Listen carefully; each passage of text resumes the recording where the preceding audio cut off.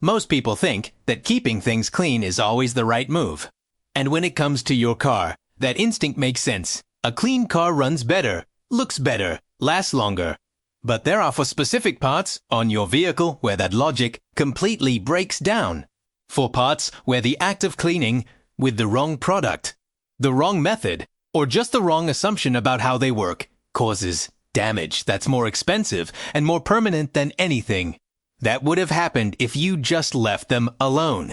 I've seen this play out in real repair shops with real repair bills. Today I'm going to walk you through each one, exactly what happens when these parts get cleaned incorrectly, how much it costs when it goes wrong, and what to do instead.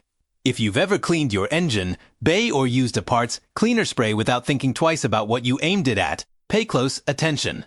Let's start with one that catches people off guard because it seems like an obvious maintenance win, cleaning the MAF sensor with the wrong product.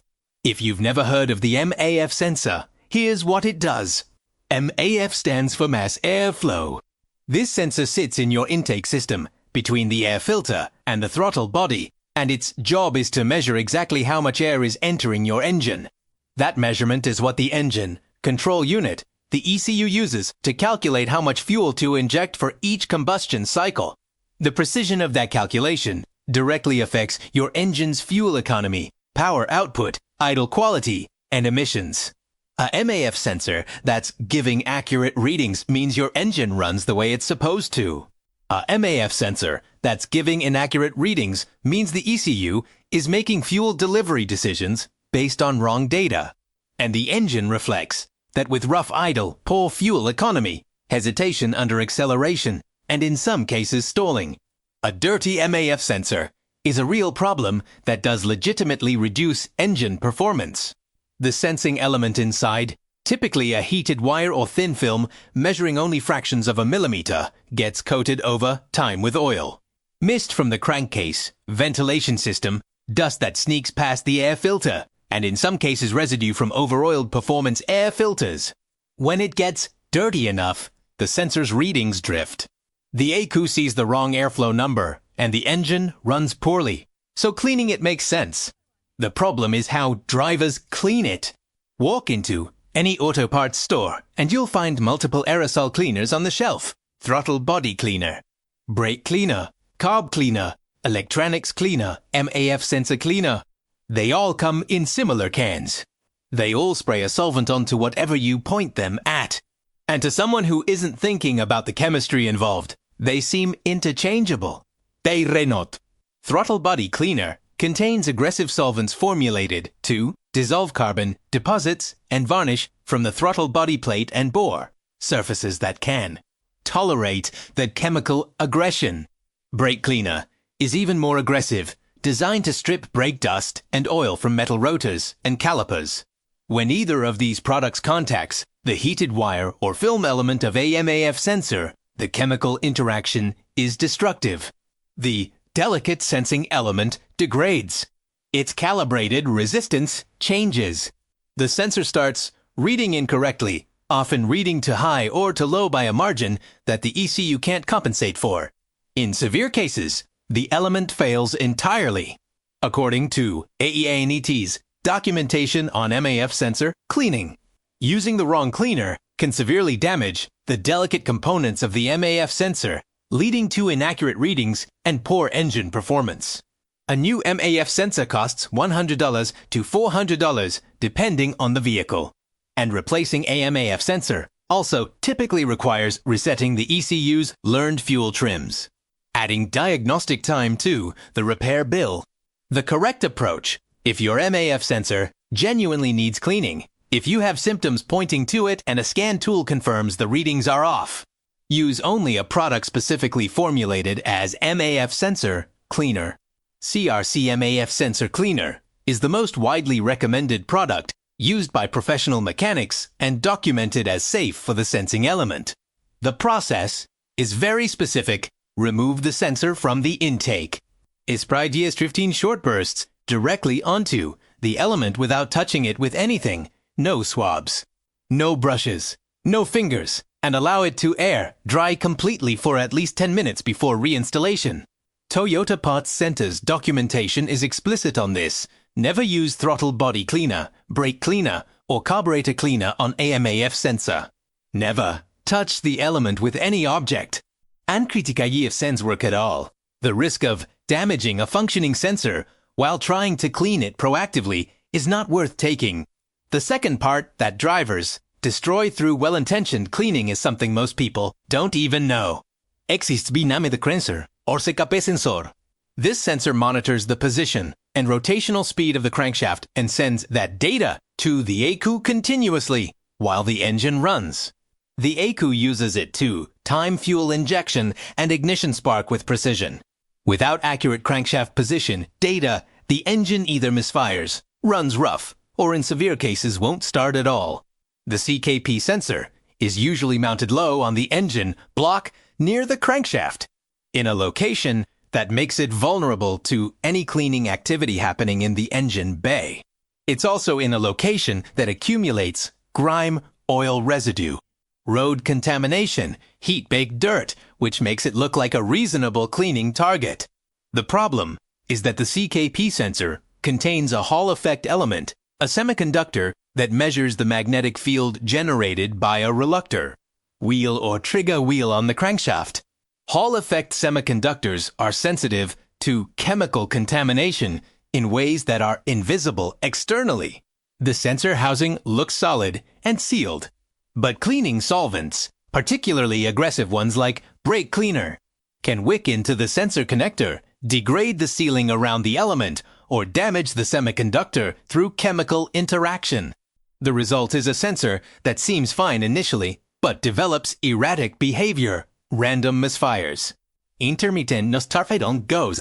Engineer fixes. Documentation on sensor cleaning is specific. Standard carburetor cleaner, brake cleaner, or generic electrical contact cleaner should never be used on engine management sensors, as their harsh chemicals or residue can corrode or insulate the sensing elements, causing immediate failure. If the CKP sensor is dirty and you're worried about it, the correct approach is to wipe the exterior of the housing gently with a clean, damp cloth to remove surface grime.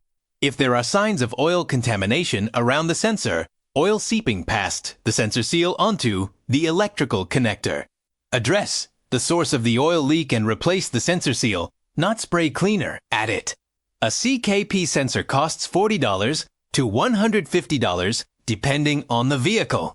Labor to diagnose and replace it, plus the diagnostic time to figure out why the engine is misfiring intermittently, can add several $100s to the bill.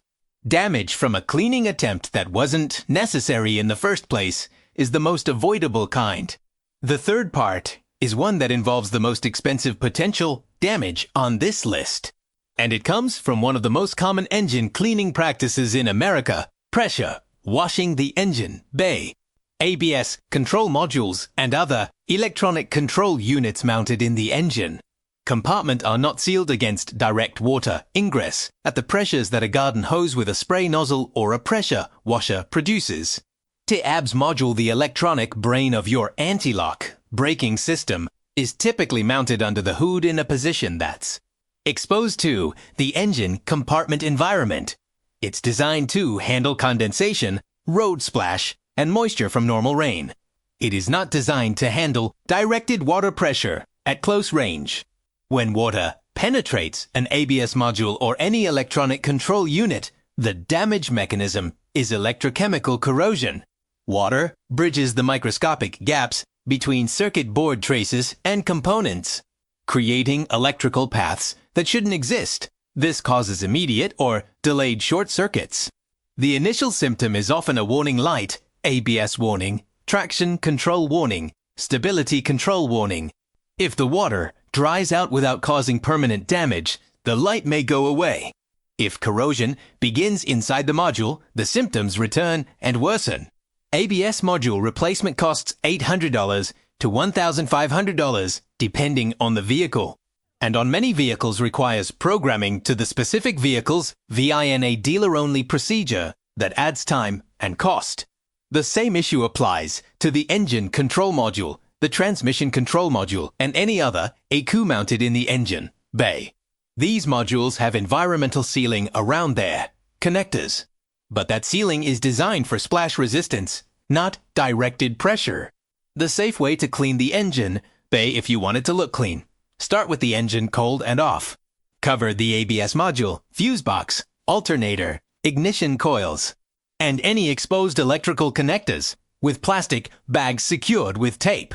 Apply an automotive-specific degreaser with a brush or cloth, never a spray nozzle aimed at electrical components. Rinse with very low-pressure water, or better yet with damp cloths.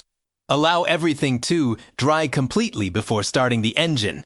The extra time this takes is insurance against a $1,000 repair from a careless pressure wash.